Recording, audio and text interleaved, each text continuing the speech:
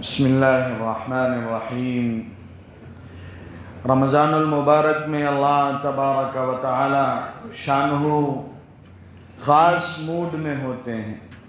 افطار کے وقت روزانہ 10 لاکھ لوگوں کی بخشش اور مغفرت فرمایا کرتے ہیں۔ رمضان کے اخیر میں شروع سے آخر تک جتنوں کو بخشا معاف کر دیتے ہیں۔ شب قدر عبادت والی رات میں فرشتوں نے جو پوچھا جبرائیل علیہ السلام سے کیا معاملہ کیا، تو آپ نے جواب دیا نظر الیہم فعفا عنہم وغفر لہم۔ اللہ نے اپنے حبیب صلی اللہ علیہ وآلہ وسلم کی امت کو محبت بھری نظر سے دیکھا اور بخش دیا، درگزر کیا، معاف کر دیا۔ 4 بدقسمت لوگوں کی بخشش نہیں ہوئی۔ 3 کا ذکر آ گیا تھا بھائی، دوسروں کو نہیں دیکھنا، یہ دیکھو ماں باپ کا نافرمان ہے، اور یہ دیکھو نشہ کرنے والا ہے، اور یہ خود اپنے گریبان میں جھانکنا ہے۔ کسی لکھنے والے نے بڑی پیاری بات لکھا تھا، جھانکنے کے لیے سب سے اچھی جگہ اپنا گریبان ہے، اور رہنے کے لیے سب سے بہتر جگہ اپنی اوقات۔ چوتھا بدنصیب اور بدقسمت جو ہے مشاحن، رجل مدمن خمر وعاق لوالدیہ وقاطع رحم ومشاحن۔ چوتھا کون؟ جو اپنے دل میں کینہ رکھے، دوسروں کے خلاف نفرت چھپا کے رکھے۔ چہرے پہ تو مسکراہٹیں، آدمی گلے ملتا ہے لیکن آستین میں خنجر چھپائے رہتا ہے۔ دوغلا جسے کہتے ہیں۔ کسی کہنے والے نے کہا اللہ سے الہی آبرو رکھنا، بڑا نازک زمانہ ہے، دلوں میں بغض رکھتے ہیں، بظاہر دوستانہ ہے۔ آقا حضرت محمد رسول اللہ صلی اللہ علیہ وآلہ وسلم کے ساتھ صحابہ بیٹھے ہیں۔ انس بن مالک رضی اللہ تعالیٰ عنہ فرماتے ہیں کننا جلوسا مع رسول اللہ صلی اللہ علیہ وسلم فقال یطلع علیکم الآن رجل من اہل الجنہ۔ صحابہ سے کہا ابھی ایک جنتی آئیں گے۔ سب کی نظریں دروازے پہ جم گئیں، جس کے بارے میں سرکار صلی اللہ علیہ وآلہ وسلم کہتے جنتی کون ایسا خوش نصیب ہے؟ تو کہتے ہیں دیکھا فطلع رجل من الانصار تنطف لحیته من وضوئه وتعلق علیہ من شمالہ، کہ ایک انصاری صحابی آئے وضو بنا کے، داڑھی سے وضو کا پانی ٹپک رہا ہے، اپنا جوتا اپنا چپل بائیں ہاتھ میں پکڑے ہیں۔ کتنا پیارا دین اللہ نے دیا، چپل پہننے کا طریقہ بھی اور پکڑنے کا طریقہ بھی۔ پہننا کیسے ہے، پکڑنا کیسے ہے، قدر کریں۔ کہتے فلما کان الغد، دوسرے دن پھر یہی فرمایا، ہم نے دیکھا آج کس کی قسمت جاگی، تو دیکھتے ہیں وہی صاحب آ رہے ہیں اور اسی ادا سے۔ فلما کان اليوم الثالث، تیسرے دن سرکار دو عالم صلی اللہ علیہ وآلہ وسلم نے ایسا ہی فرمایا۔ آج تو ہم اور مشتاق ہو گئے، لگتا ہے کسی اور کے نام لاٹری لگ گئی جنت کی۔ تو کہ وہی صحابہ آئے۔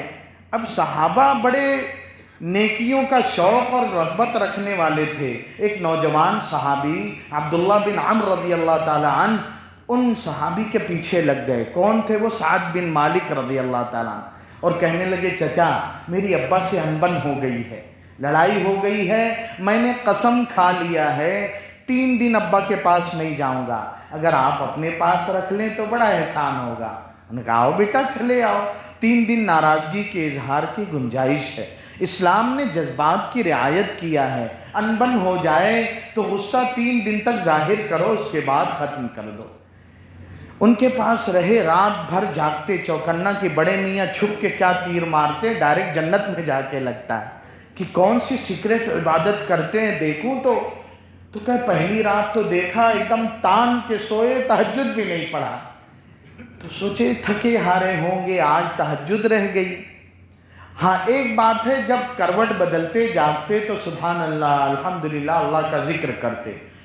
دوسری رات دن بھر تو کام کاج میں لگے رہے، دوسری رات پھر جب چوکنا ہو کے جاگا تو وہی حال ہے کہ خوب اطمینان سے پڑھے سوتے رہے۔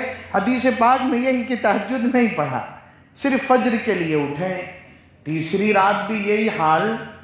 تو عبداللہ بن عمرو رضی اللہ تعالیٰ عنہ کہتے ہیں کہیں میرے دل میں ان کے اعمال کی حقارت نہ جائے، چچا کرتے تو کچھ نہیں ہے اور جنت پہ قبضہ کر لیا ہے۔ تو کہہ دیا کہ چچا اصل میں سچ بات یہ ہے ابا سے کوئی لڑائی وڑائی نہیں ہوئی تھی، آپ کے بارے میں 3 دن سرکار مدینہ سید الانبیاء والمرسلین محمد الرسول اللہ صلی اللہ علیہ وآلہ وسلم نے فرمایا جنتی آ رہے ہیں، تو من میں لالچ جاگی میں بھی تو دیکھوں کرتے کیا ہیں۔ تو ہم اور آپ ہوتے نا تو اسی پہ اپنی نزاکت کیا کہنا، ارے بیٹا تم کو کیا پتا ہم کیا کیا کرتے ہیں، ہم کرتے کچھ نہیں ڈینگتے خوب ہیں۔ انہوں نے کہا بیٹا جو تم نے دیکھا میں وہی کرتا ہوں اور کچھ نہیں۔ جب وہ پلٹ کے جانے لگے تو پھر سعد بن مالک رضی اللہ تعالیٰ نے بلایا، بیٹا آؤ یہاں آؤ، حقیقت یہی ہے کہ جو تم نے دیکھا وہی کرتا ہوں، لیکن ایک بات تم نے میرا ظاہر دیکھا میرا دل تو نہیں دیکھا۔ ہاں لا اجد فی نفسی لأحد من المسلمین غشا، بیٹا میں کسی بھی مسلمان سے جلتا نہیں، نفرت نہیں کرتا، حسد نہیں کرتا، ولا احسد احدا علی خیر اعطاہ اللہ ایاہ، اللہ نے چاہے جتنا نواز دیا ہو جلتا نہیں۔ اب وہ اچھل پڑے، چچا هذه التي بلغت بك وهي التي لا نطيق، یہی تو ہے جس سے آپ نے اتنا بڑا مقام حاصل کیا اور ہم سے یہی نہیں ہوتا۔ صرف جنت نہیں میرے بھائیوں، اگر یہ صفت حضرت والی صاحب بہت کہتے ہیں اللہ پاک ہیں پاک دل میں آتے ہیں۔ آج ہمیں ہمارا من عبادت میں کیوں نہیں لگتا؟ نماز براہ راست اللہ سے مناجات ہے، اللہ سے ملاقات ہے، ڈیٹنگ ہے اللہ کے ساتھ، پھر من کیوں نہیں لگتا؟ کیونکہ یہ من گندا ہے، بھائی کی نفرت ہے، پڑوسی سے نفرت اور جھگڑا ہے، رشتہ داروں سے بغض اور حسد ہے، تو کیسے من لگے گا؟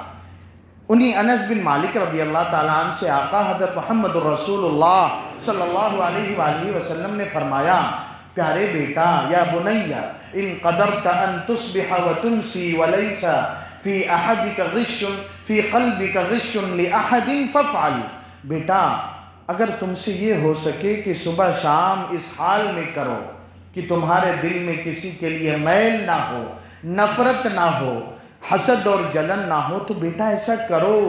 اور آگے کیا کہا؟ بیٹا یہ میری سنت ہے، آقا صلی اللہ علیہ وسلم، اور بیٹا جو میری سنت سے محبت کرے گا ومن احب سنتی فقد احبنی، وہ مجھ سے محبت کرے گا، اور جو مجھ سے محبت کرے گا جنت میں میرے ساتھ، صرف جنت نہیں جنت میں آقا صلی اللہ علیہ وسلم کا ساتھ۔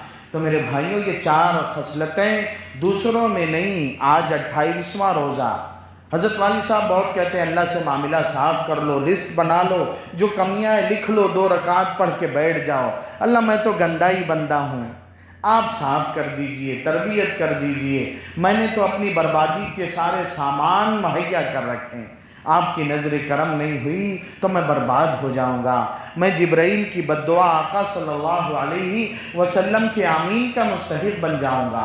ماں باپ کو راضی کر لیں، نشے سے توبہ کریں، رشتہ داروں سے دوری ہوئی ایک فون کر لیں، کال کر لیں، میسج کر دیں، مل لیں فیس ٹو فیس، جس کو دکھ تکلیف پہنچایا ہے چھوٹا بن کے معافی مانگ لیں اور من کے میل کو صاف کر لیں۔ اللہ ہمیں امت کے ایک ایک فرد کو بخش دے، اللہ ہمیں اور آپ کو اپنی خاص فضل اور بخشش کا مستحق بنائے۔ قریب آئیں۔